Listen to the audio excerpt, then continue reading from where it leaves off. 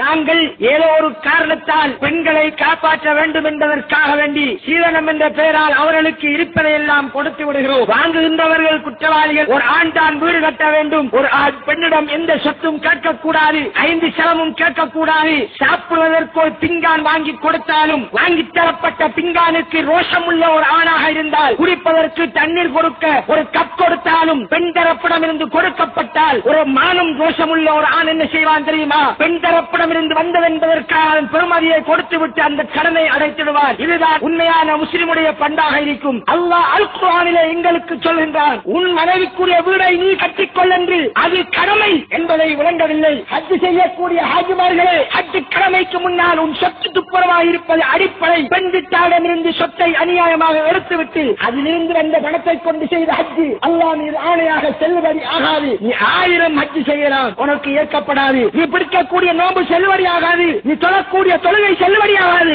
உன் பிரார்த்தனை ஏற்கப்படாது. இவ்வாறு இந்த சமுதாயத்தின் ஒவ்வொரு தலைநகரம் இருந்தால் யா அல்லாஹ் யா அல்லாஹ் என்று அழைவுகள் வருகின்ற போதெல்லாம் நாம் அல்லாஹ்விடம் 1000 குனு தோதினாலும் துஆ ஏற்கப்படாது. ஏற்பதற்கு முதலாவது நிபந்தனை எங்களுடைய உடம்பில் இருப்பது ஹலாலாக இருக்க வேண்டும். அல்லாஹ்வை பயந்து கொள்ள வேண்டும். மறுமை ஒன்று இருக்கிறது என்பதை விளங்கிக் கொள்ளுங்கள். அந்த மறுமையிலே தப்ப வேண்டும். நரகத்திற்கு செல்லக்கூடாது. எங்களை நாம் வாங்குகின்ற எந்த சீதனமும் காப்பாற்ற மாட்டாது. சீதனம் என்பது ரகசியமாக எடுப்பதல்ல, பகிரங்கமாக வலிந்து எடுப்பது. அல்லது திருமணம் செய்துவிட்டு தராவிட்டால் விட்டுவிட்டு செல்வேன் என்று வற்புறுத்தி எடுக்கிறார். வலிந்து பயமுழுத்தாட்டி எடுக்கிறதற்கு பெயர் கொள்ளைக்காரன் என்று சொல்வோம். ஆண் என்ற இறைவன் தந்த அந்த சிறப்பை பாவித்து திருமணத்திற்கு முன்னால் பறிக்கிறார், அல்லது திருமணத்தின் பின்னால் பறிக்கிறார். சீதனத்தின் பெயரால் எத்தனை உயிர் கொல்லப்படுகிறது, எத்தனை பேருடைய சொத்து பறிக்கப்படுகிறது. என்னிடம் வந்து எத்தனை தகப்பன்மார் கொடுத்து விட்டு வல்லாஹி அழுதிருக்கிறார்கள். மௌலவி சீதனம் தேவையில்லை என்று வந்தான், மௌலவி ஒன்றும் தேவையில்லை என்று வந்தான், பிள்ளையை விரும்புவதாக சொன்னான், நல்ல மனிதன் முடித்து தருகிறோம் என்று எல்லாம் பேசிவிட்டோம். இப்போது ஊருக்கு தெரியும் இங்கேதான் கல்யாணம் என்று. கடைசியா வந்து கேட்கிறான் மௌலவி 10 லட்சம் வேண்டும் என்று.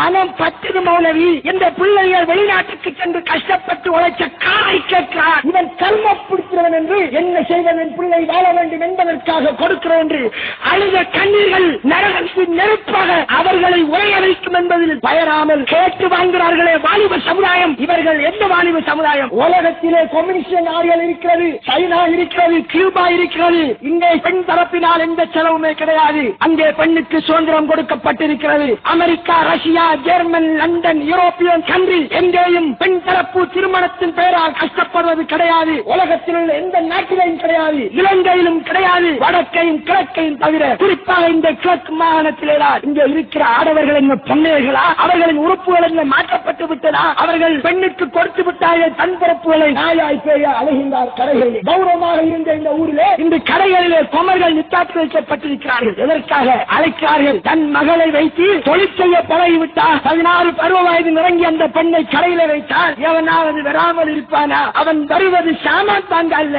சக்கம் கட்ட தகப்பரே, சிந்தித்துக் கொள். உன்னுடைய மகளை வைத்து நீ பிழைப்பது ஆகாது. ரோஷம் இருக்க வேண்டும், மானம் இருக்க வேண்டும் என்று சொல்வோம். எங்க இந்த முஸ்லிம் சமுதாயத்தின் கௌரவமும் மானமும் எல்லாமே போய்விட்டது. காரணம், நாங்கள் ஆம்பளைகள் எங்களுடைய கடமைகளை விட்டுவிட்டோம்.